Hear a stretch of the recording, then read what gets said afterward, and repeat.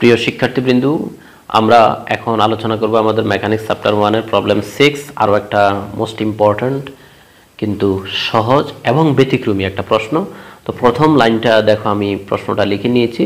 গতানুগতিক যে কথা বলা থাকে প্রশ্ন সেটাই, a particle moves toward a center of attraction. এখন মানে এখানে ল্যাঙ্গুয়েজটা একটু ভিন্নভাবে লিখছে যে কেন্দ্রের দিকে অভিমুখে, আর কি টুয়ার্ড হলো অভিমুখে, যার আকর্ষণ starting from a rest at a distance A from the centre. কেন্দ্র থেকে যার দূরত্বটা, যে স্থিরবিন্দুর দূরত্বটা হলো এ। তো এ কথাটা আগেরই, কিন্তু যেটা মূল পয়েন্ট এখন আমরা লিখব সেটা হলো if it's velocity when at any distance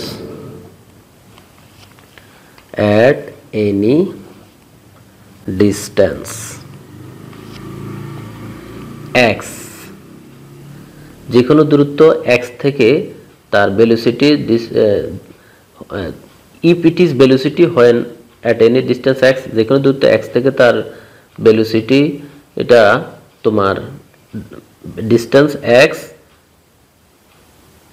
from the centre, কেন্দ্র থেকে আর কি, ভেরি এস মানে তোমার সমানুপাতিক, ভেরি এস এত, a square minus x square by root over x square. এটা প্রশ্নে দিয়ে দিয়েছে। এখন বাইর করতে বলছে কি, দেখো ব্যতিক্রমী জিনিস চাইছে কিন্তু এবার আমার এই অঙ্কে। Find the law of force, বলের সূত্র বাইর করতে বলছে। এখান থেকে আমাদেরকে বলের সূত্রটা বাইর করতে বলছে এই প্রশ্নে। ঠিক আছে, তো আমি আবার বলতেছি, আমাদের প্রশ্নের বলছে যে একটি বিন্দু, একটি কণা তোমার কেন্দ্রের এ দূরত্ব হতে স্থির অবস্থা যাত্রা করে আকর্ষণ কেন্দ্রের দিকে তার ধাবমান, এবং যদি ইয়ার ব্যাগ কেন্দ্র হতে এক দূরত্বে থাকাকালে এতই সমানুপাতিক হয়, তাহলে বলের সূত্রটি নির্ণয় করতে বলছে এই শর্তে আর কি, এই শর্তে। তাহলে কথাবার্তা ঠিক আগের মতো। তাহলে ভেরিস কে বলটা, ভেলোসিটি, দেখো ভেলোসিটি সব কিছু প্রশ্নই বলে দিছে। তাহলে আমরা সলিউশনটা শুরু করি। বাংলায় যদি লিখতে চাও, বইয়ের মধ্যে বাংলাটা আছে সুন্দর করে। Here the velocity at a distance x is x দূরত্বে ভেলোসিটিটা হলো কত, এ বেরিজ এত, ভেলোসিটিটা হলো বেরিজ, বি ইজ ইকুয়াল টু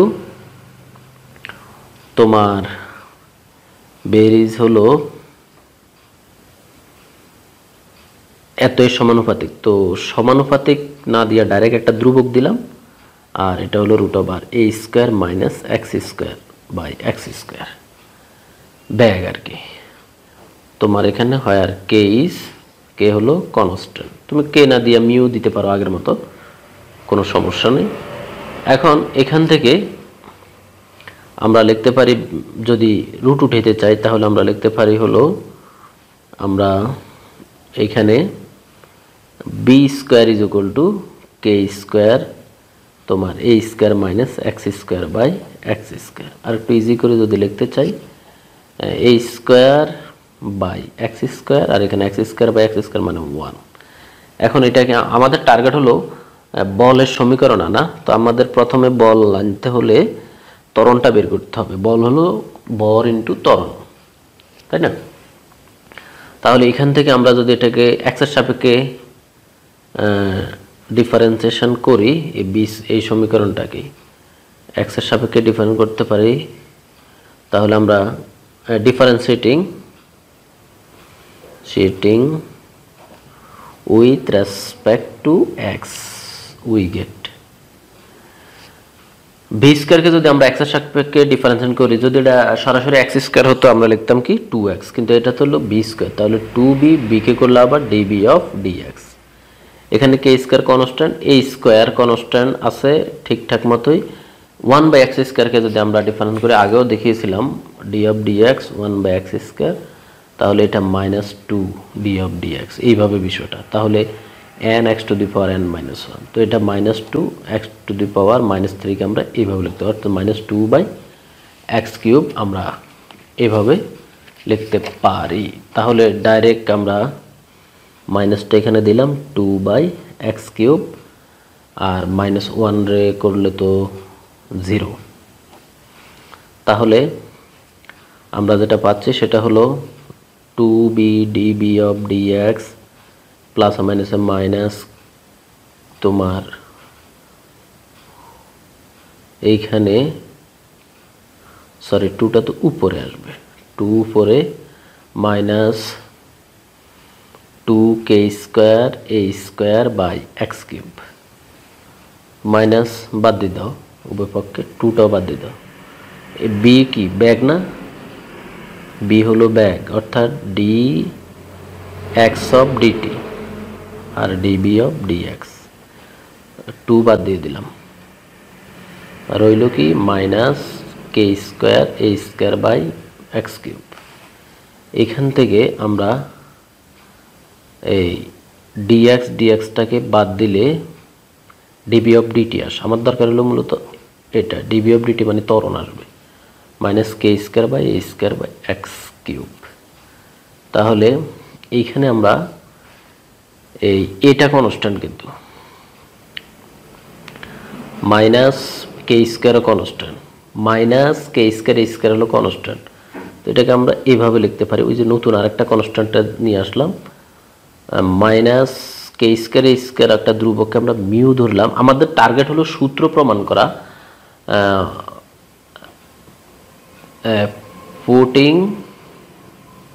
কি পুট করছি, k² a² is equal two আরেকটা মিউ আরেকটা কনস্ট্যান্ট, নতুন কনস্ট্যান্ট ধরছি। তাহলে এটা হলো আমাদের বলছে কি বলের সমীকরণ নির্ণয় করতে। তো বলের সমীকরণটা এখানে এটা পাইলাম কি ত্বরণ, তাহলে আমরা পাইলাম হলো অ্যাক্সিলারেশনটা, acceleration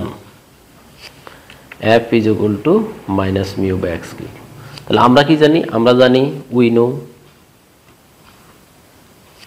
force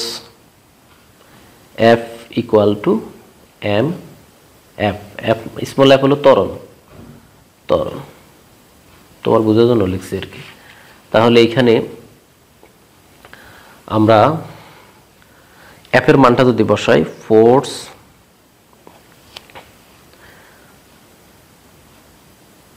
is f is equal to m আর এটার মান মাইনাস মিউ বাই x³। তাহলে force f equal to minus mu, m কিন্তু ভর, মানে এটা একটা ধ্রুবক, কনস্ট্যান্ট আমরা লিখতে পারি আর কি, কনস্ট্যান্ট এটাকে আমরা লিখতে পারি মাইনাস এম মিউ, একটা টোটালটার কনস্ট্যান্ট দিয়ে লিখলাম 1/x³। তো কনস্ট্যান্টকে আমরা এইভাবে লিখতে পারি, ফোর্স মানে বল f, এই কনস্ট্যান্ট আর সমান চিহ্নকে আমরা এইভাবে লিখতে পারি 1/x³। তাহলে এটাই কিন্তু এখানে বলের সূত্র। তাহলে এখানে আমরা পেলাম কি, দ্যাট ইজ, দেখো অনেক চমৎকার অঙ্কটা, আমার কাছে খুব ভালো লাগছে, দা ফোর্স